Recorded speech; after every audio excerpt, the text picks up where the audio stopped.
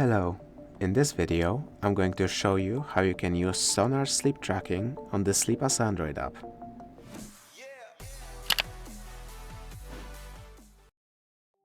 To use Sonar sleep tracking, you want to go into settings, here into sound sleep tracking, and in here the sensor settings.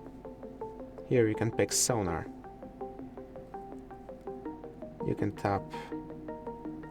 It should show you a quick guide on it, but if it doesn't, I will now tell you how you can properly use Sonar. So for Sonar to work, you need to have a phone with capability to use it.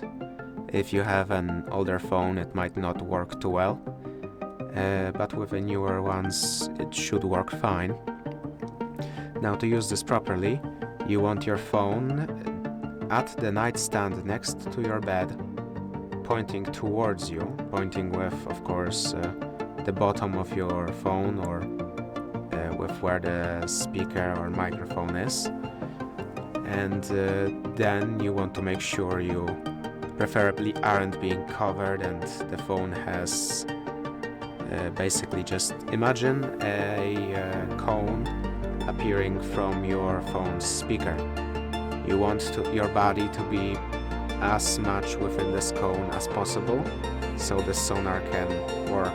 It can just work.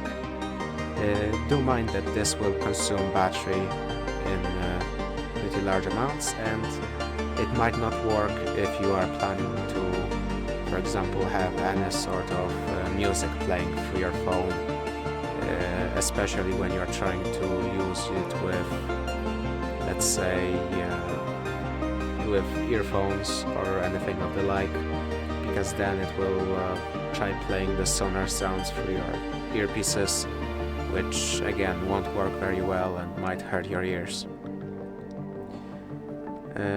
If this video helped you, please consider subscribing, leave a like and a comment down below.